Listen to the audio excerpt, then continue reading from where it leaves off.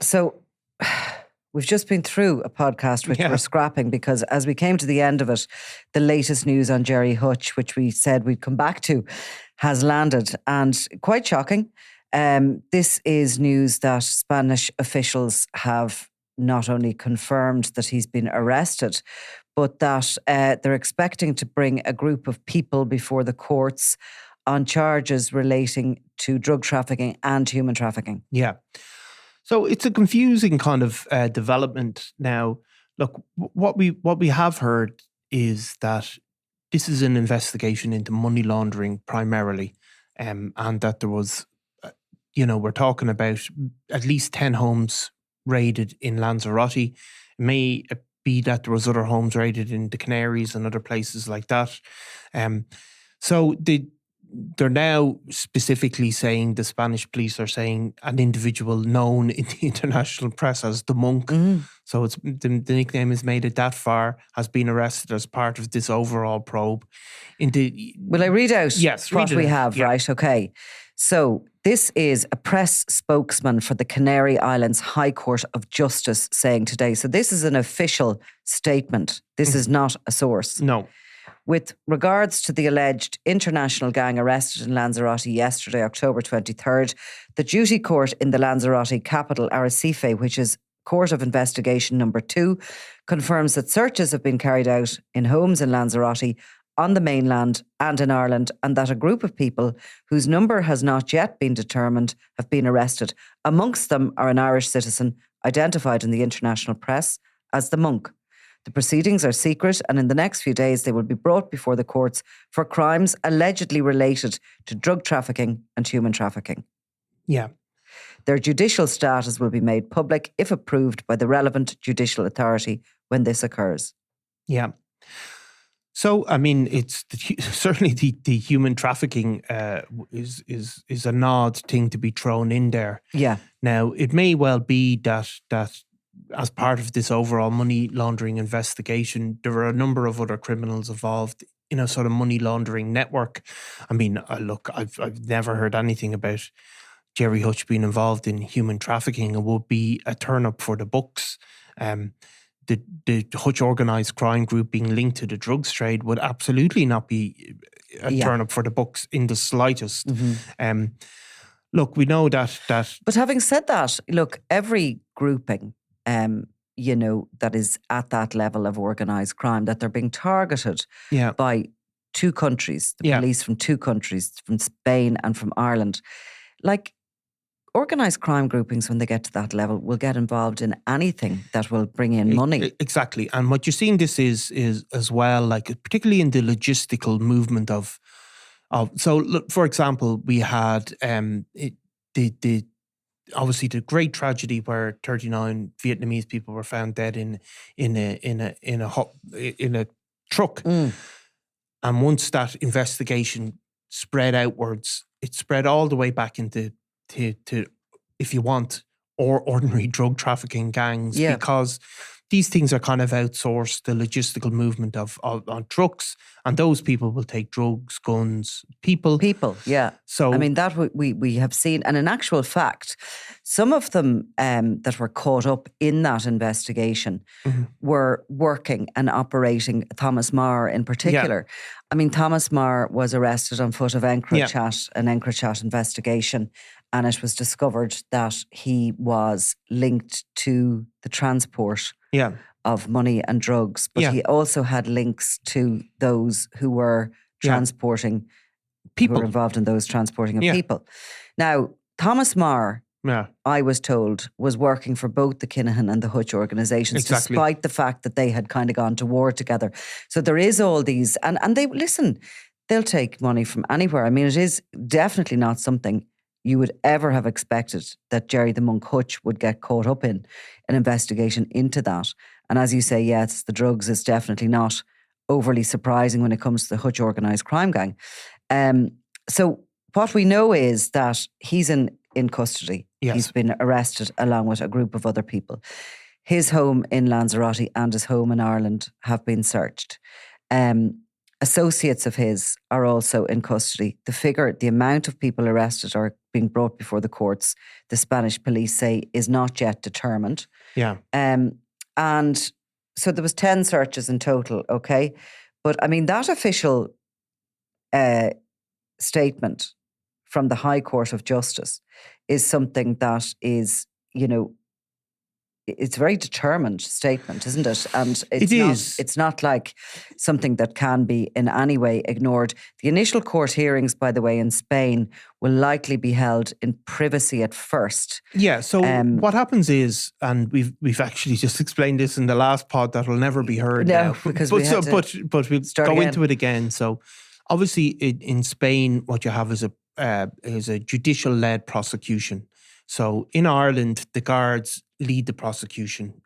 They get directed by the DPP, but they take the statements, they make the case, and then they bring the person to court, and that's heard. Then a judge is kind of possibly in front of a jury. But in Spain, it's different. The police obviously do the initial investigation. Then it goes to a judge, and the judge becomes an investigator and sort of directs the police what to do. And as part of that, people aren't charged in the way they are in Ireland, where you're brought before a court. It's a public hearing that the public are entitled to know about, and then you start getting documents and all of that sort of stuff. So what happens in Spain is you can be brought to court in secret, effectively. Now, there are obviously a degree of reporting allowed and a degree of information allowed, but you're not charged, and often you're not charged even until the week your trial begins, which could be many years. So Gerry Hutch has become something, as we would understand it, an official person of interest, and he is not charged. Instead, he is something less than being charged, something more than being a suspect. And so there's kind of very tight secrecy on that. Even if the reporters do know stuff. And of course, in the Canaries, you can't really be secret about a raid, especially when they had 50 officers from Tenerife and Aragon in mainland Spain, targeting several of these properties and locations, 10 of them in total. Now, the locations were in Arrecife, as well as Puerto del Carmen and Playa Blanca. Yeah. And Puerto del Carmen in Lanzarote is the area which Gerry Hutch would spend his time when in Lanzarote. It says that 3 vehicles were immobilised near the 5-star Arrecife Gran Hotel and Spa from around 7 a.m. in the morning. The raids were all dawn raids, and the number plates of the cars were covered with cardboard with a strip of civil guard tape on them. One of them was a BMW, another was a Ford. It's intriguing sort of stuff that's coming out from there, and I guarantee you next week off ain't going to happen, is it? No, I mean, it's all about me. It's all about you. Yeah. Look, I think if you look at these things, it'll be a big investigation. Yeah. What we've seen in a lot of these investigations in Spain and in these where you have a transnational organisation, you may have somebody who specialises in money laundering. So an organisation like the Hutch Organised Crime Gang would basically hire this specialist. And I mean, obviously Johnny Morrissey was acting as that specialist for the Canadian cartel, but he was also working with all other criminal factions, and he became a money cleaner. So that general investigation may include human trafficking.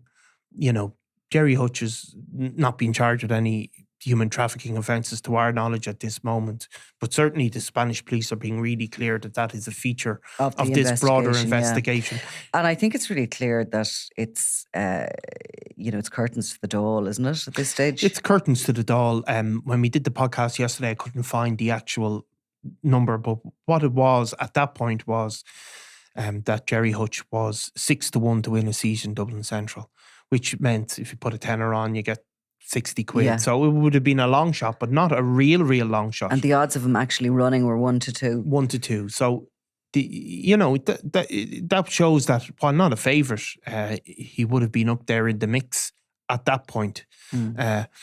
I think those days are gone now, aren't they? Well, I mean, 100%. I mean, there was, up until, that latest news came in, there was a chance, obviously, that he could have been released with no case to answer from the the Spanish police, but they're clearly naming him as one of those that's going before the courts around this investigation into drug trafficking and human trafficking. So, I mean, whatever chance, even if he had been, before the magistrates or, getting out on bail or anything like that, I think that is, slimming for him all the time. It is. It certainly is slimming. Like we've seen again, look, again, it's not our total specialist area, but people in Gerry Hutch's position are in now. They will often be held on remand in the Spanish police for 6 months, for a year. The Kinahans, when they were held as part of Operation Shovel, I think they were held for approaching a year. If the case doesn't come to court sometime around that time, they nearly always get out, and you don't hear loads about it. So, if Gerry Hutch is to stand, he's going to be standing a la Bobby Sands, I suppose. Most likely from his prison cell, and I think you'd get a lot better odds on than 6-1 on that. And look, it's sparked a wave of conspiracy theories online. As we said yesterday, it was going to be that Gerry Hutch has that the timing of it. But I suppose you can see in counterbalance to that, you can see this is a Spanish-led investigation. It's obviously been going on for a long, long time. The planning of raids like that doesn't come 3 or 4 days in advance. It could come months in advance. And obviously there's been a huge amount of surveillance as well in place. We spoke about something on the previous podcast that's been scrapped that I thought was relevant. Yeah. Yes, it was just the fact that, his running for the dole, really, and these arrests in Spain have been subject to very highbrow commentary from the Commissioner, Drew Harris, who had sort of indicated that there's something coming in the coming days. And Helen McEntee herself, the Justice Minister, was out speaking about the cooperation between the police forces, which is really what a lot of these, like, say, there was a member of the Guardia Civil here in Ireland, and there was some members of the NBCI, the National Bureau of Criminal Investigation, in Spain on this raid. That's usually a sort of a photo op thing, to show. Europol are very into showing how the police forces are working together. They're sharing intelligence, because that was quite a long time coming. Yeah. And I'm not sure it existed during Operation Shovel in 2010, which, believe it or not, was one of the first major kind of cooperative multi-force movements on any gang. It's still up on the Europol website as a sort of a champion, which it was exactly the opposite of. And I know over the years, speaking to many people in relation to that, they made mistakes on Shovel. Yeah, the Spanish police, led sort of by Europol, Eurojust, there was definitely mistakes made there, and the Spanish system didn't seem able, the legal system didn't seem able to carry through what they were investigating. The first charges to be dropped on the Kinahans was the drug trafficking, and then as the years went by, the money laundering was dropped, and what was left in the end of it was a couple of passport offences and a fake car reg. Yeah, Ross Browning, I think, and Christy Kinahan both got done for fake passports. The Spanish police are very accomplished at seizing drugs, tracking down gangs, catching people. You see a lot of great footage of them going into homes and arresting people at the scene and seizing money. The bigger, broader investigations where they connect those seizures to the leader of a criminal faction, that they haven't been as successful over time. If you look at the US, it's a different matter. I mean, they have their RICO laws, their racketeering laws, where they can connect these people who might never have been in the room with some drugs or guns for years and years. They can connect them and put them away. The Spanish legal system has certainly struggled to do that with the Kinahans, where they did seize money and guns, but they didn't seem to be able to make that connection. I mean, I don't know if EncroChat and those sort of encrypted networks are being used in Spanish courts. We've certainly seen a lot of details of them being used in the Netherlands very successfully. So look, the money laundering is one that they have struggled, and you can see with Johnny Morrissey, where there was a huge amount of money involved. There was a great big fuss bringing him to court, arresting him, But really, nothing has happened ever since. He's at least that we know of. That we know of, yeah. He's gone to ground.